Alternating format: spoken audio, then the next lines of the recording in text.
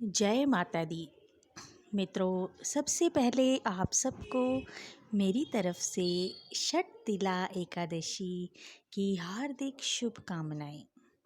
आइए जानते हैं षटतिला एकादशी की पूजा विधि, शुभ मुहूर्त, महत्व और कथा। माघ मास की कृष्ण पक्ष की एकादशी को षटतिला एकादशी के नाम से जाना जाता है। षटतिला का मतलब है 6 तिलों वाली, यानी इस एकादशी में व्रती को 6 प्रकार से तिल का प्रयोग करके भगवान विष्णु की पूजा करनी चाहिए। षटतिला एकादशी 2022 में 28 जनवरी दिन शुक्रवार को है। पद्म पुराण में बताया गया है कि इस दिन भगवान विष्णु की पूजा की जाती है और उन्हें तिल का भोग लगाया जाता है। मान्यता है कि एकादशी के दिन जितने तिल का दान करते हैं उतने ही पापों से मुक्ति मिलती है। पद्म पुराण के अनुसार षटतिला एकादशी का उपवास रखकर तिलों से ही स्नान, दान, तर्पण और पूजा की जाती है। इस दिन तिल का इस्तेमाल स्नान, प्रसाद, भोजन, दान, तर्पण आदि सभी चीज़ों में किया जाता है। तिल के कई प्रकार के उपयोग के कारण ही इस दिन को षटतिला एकादशी कहा जाता है। भगवान विष्णु की प्रिय एकादशी का व्रत सच्चे मन से करने पर सभी इच्छाएं पूरी होती हैं और घर में सुख समृद्धि का वास होता है। मान्यता है कि अगर कोई व्यक्ति इस एकादशी का व्रत नहीं रहता है और केवल कथा सुनता है तो उसे वाजपेयी यज्ञ के बराबर पुण्य फल की प्राप्ति होती है। वहीं इस एकादशी का व्रत करने वाले उपासक को दरिद्रता और कष्टों से मुक्ति मिलती है। इस एकादशी व्रत के पुण्य फल से व्यक्ति को 3 तरह के पाप से मुक्ति मिलती है। पहला वाचिक, दूसरा मानसिक और तीसरा शारीरिक। मान्यता है कि व्यक्ति को जितना पुण्य कन्यादान, हजारों सालों की तपस्या और यज्ञों के करने से मिलता है, उतना ही फल केवल इस एकादशी के व्रत करने से मिल जाता है। षटतिला अर्थात तिलों का 6 प्रकार से प्रयोग किए जाने वाली एकादशी। इस दिन तिलों का 6 प्रकार से प्रयोग किया जाता है।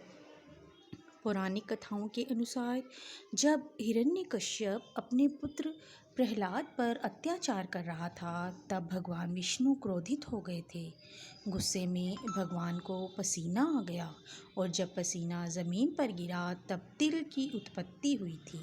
इसीलिए हिंदू धर्म में तिल का विशेष महत्व है। षटतिला एकादशी के दिन तिल का 6 प्रकार से प्रयोग किया जाता है।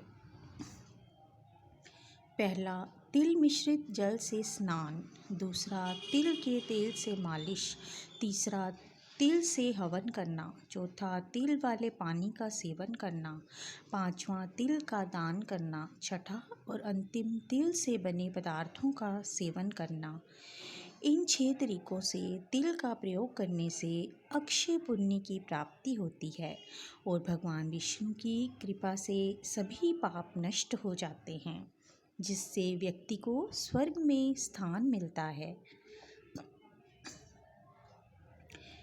एकादशी का व्रत 28 जनवरी दिन शुक्रवार को है और एकादशी तिथि प्रारंभ होगी 27 जनवरी दिन गुरुवार को मध्य रात्रि 2:16 पर और एकादशी समाप्त होगी 28 जनवरी दिन शुक्रवार को मध्य रात्रि 11:35 तक।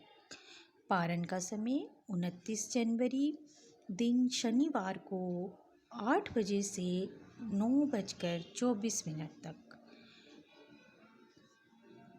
आइए जानते हैं इस व्रत की पूजा विधि। नारद पुराण के अनुसार ब्रह्म मुहूर्त में तिल मिश्रित जल से स्नान आदि से निवृत्त होकर भगवान विष्णु का ध्यान करते हुए सबसे पहले व्रत का संकल्प करें।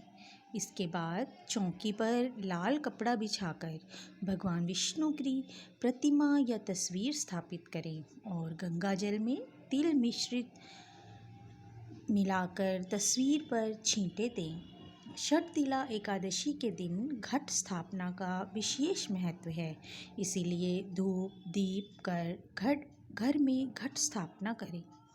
एकादशी का व्रत करने से फूल धूप दीप पान आदि से भगवान विष्णु की षोडशोपचार विधि से पूजा करें, जिसमें तिल मिश्रित हो। विधि विधान से पूजा करने के बाद विष्णु सहस्त्र नाम का पाठ करें और देसी घी के दीपक से आरती उतारें।